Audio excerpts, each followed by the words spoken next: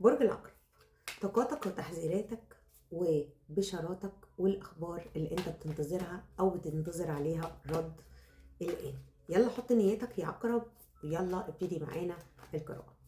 بسم الله. ناخد الطاقة العامة للعقرب الآن ونشوف عايزة تقول لنا ايه. أنا بشوف إن الطاقة واو حلوة.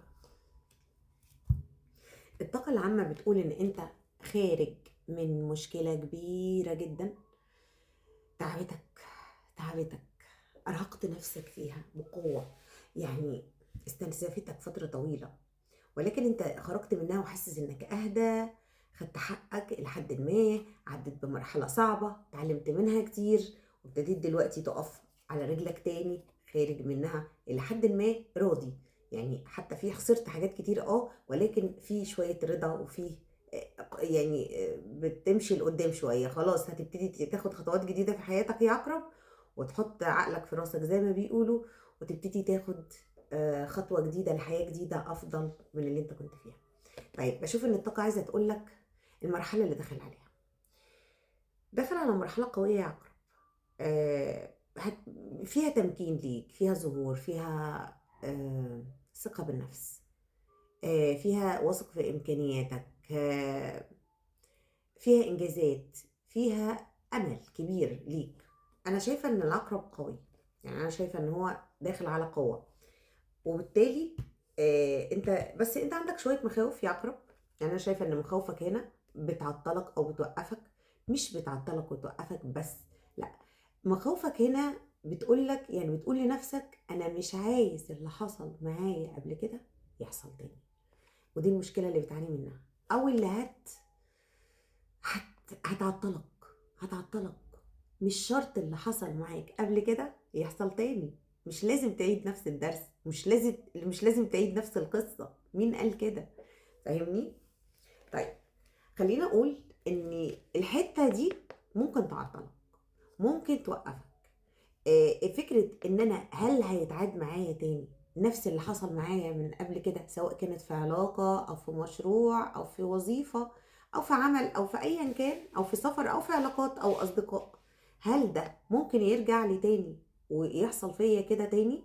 طيب انا بشوف ان لا، الطاقة اللي طالعه لي بالعكس، انت بتدخل على مرحلة تمكين، مرحلة ثبات، مرحلة بيهمك فيها المادة والمال، بيهمك فيها شخصيتك تظهر، بيهمك انك تحط اساسات لنفسك، بيهمك انك تعرف قيمك اكتر وتثق في ذاتك اكتر.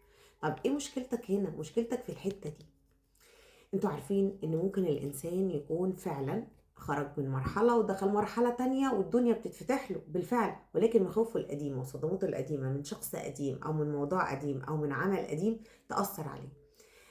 انا كتير ما بكون عندي حد او عميل او قراءة بيكونوا في الحال ده، يعني بتبقى انت خلاص على ابواب الفرج، وتيجي مشكلة قديمة هي اللي معطلاك، فكرة قديمة، مجرد فكرة، مجرد شعور يجي يوقفك، تفضل تفكر فيه فترة وتحلم بيه فترة وتدخل في شكوك وتحس بقلق وتوتر، وانا لازم احافظ على نفسي ومش لازم اللي حصل معايا يحصل تاني، تفضل تملى مخك. ده اسمها تعطيلات انت اللي بتكون سبب فيها. بوضح للي قدامي او لما بقرا لحد او في استشاره او ايا كان، بوضح له النقطه دي مهمه جدا. انسى اللي فات، خلاص مش هيرجع تاني، خليك في اللي جاي، اللي جاي هنا افضل بكتير. ما تفتكرش اي حاجه قديمه، اطلع براها. البشرة بتقولك او الرساله بتقولك او القراءه بتقولك ارجع عن افكارك السلبيه، انت داخل على مرحله جميله، ما تسمعش كلام الشيطان، ما تسمعش كلام افكار قديمه ولا صدمات. ف يا رب اكون بقى يعني بحاول اوصل النصيحه ليكوا يلي بتسمعوني، علشان الموضوع ده مهم جدا جدا في حياتك. بسم الله. خلينا ناخد الطاقة العمل ونشوف اخبارها ايه معاك يا عقرب. انا بشوف ان طاقة العمل طالعة إيه، يعني انت، انا شايفة ان انت يا عقرب احوال نفسية وازمات يعني الى حد ما، او ممكن مشكلة أسرة بتعوقك في العمل، يعني أولادك، أسرتك، زوجك أو زوجك، او هو زوجتك عاملين لك مشكله مثلا، او حاجه بتوقفك عن عملك، عن شغلك، في حاجه بتأثر عليك في الطاقة اللي معايا دي دلوقتي، بتأثر عليك في العمل بخصوص ده. ولكن أنا بشوف بتأثر على مهاراتك. للبعض منكم سفر، للبعض منكم مشروع جديد بياخد وقتك من بيتك، من حياتك، من بيتك، فده مسبب شوية أزمات عندك يا عقرب. طيب إيه الحل؟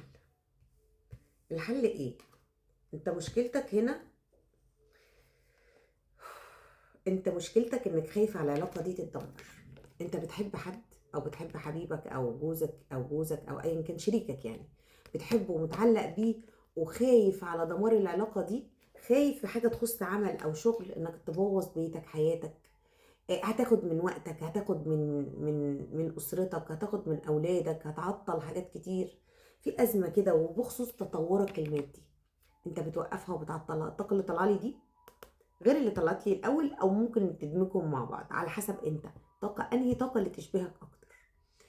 انا شايفه ان الطاقه ديت ايه مشكلتها؟ طيب ايه مشكلتها وايه علاجها؟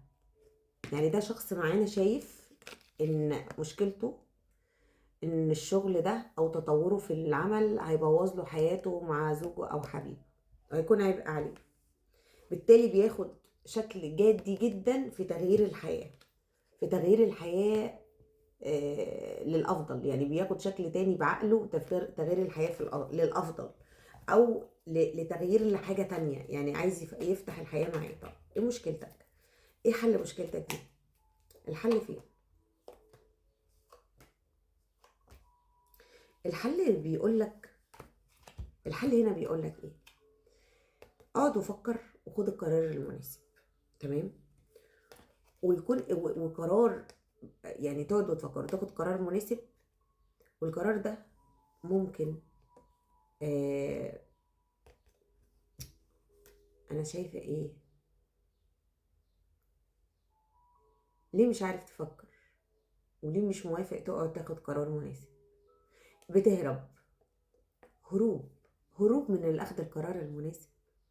يعني اقعد فكر خد قرار، بس بص الطاقه بتقول لنا ايه؟ الشخص ده بيحاول يهرب من القرار المناسب، بيحاول يهرب كده، بيعمل اي حاجه يهرب بيها، يغير مواضيع، لكن هو مش مبسوط ومش مرتاح ومش راضي عن حاله.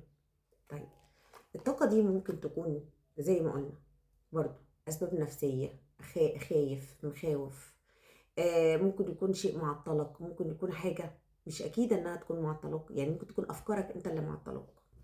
طيب ماشي، خلينا نشوف طاقة شريكك ليه. احنا بنقرا هنا طاقة عامة يا جماعة، كل واحد بياخد الطاقة اللي تشبه له. طاقة شريكك ايه ليك؟ أنا بشوف إن الشريك، أنا هنا بصوا هنا بشوف إن الشريك بيحاول ياخد قرار معاك. يعني الشريك أنا شايفاه هنا بيطلع برضو من مشكلة ومن أفكار سلبية علشان يدعمك. بصوا هنا في دعم من الشريك، دعم من الشريك لبدايتك. تمام؟ لكن هو مش موافق، بس مش هيقف قدام حياتك. يعني شريك مش موافق ان انت يحصل اضطرابات في عمل في عملك بسببه. هو عايز يدعمك، في دعم هو للشريك من الشريك، ولكن هو زعلان برضه وخايف ومضطرب، وخايفين من اللي جاي، عندكم قلق رهيب من اللي جاي يا عقرب. الطاقة اللي طلعت لنا دي يا جماعة سبحان الله عايزة تقول رسالة للي بيسمعها، عايزة تقول ان شريكك بيدعمك، بس اصبروا، دي مرحلة وهتعدي، مرحلة وهتعدي للأفضل. اهو مرحلة وهتعدي للأفضل. دي رسالة بتوضح حب حبيبك ليك، او رسالة بتقول لك ان شريكك هيدعمك، ورسالة بتقول لك ان الافكار السلبية اللي انت حاططها مش صحيحة، مش سليمة. شفتوا يعني ازاي بنقدر نحط الحقيقة قدامك؟ يعني بحاول احط الحقيقة قدامك، بحاول ابين لك ان دي وقت وهيعدي، وان دي مشكلة وهتخلص، وانك انت يا عقرب هتطلع منها، وانك شريكك او اللي انت قلقان منه وقلقان بسببه هيدعمك، هيدعمك. اوكي، خلينا نقول شكرا لكم على القراءة. اتمنى تكون الرسائل وصلت لكم. اللي محتاج توضيح اكتر، بيان اكتر للموضوع، حقيقة اكبر انها توصل له بشكل خاص، لان كل واحد بيختار الطاقة اللي تليق له، يتواصل معانا على الرقم اللي موجود على القناة، وبنعمل له قراءة تفصيلية وقراءة بتوضح لك وبتبين لك المشكلة فين. سلام.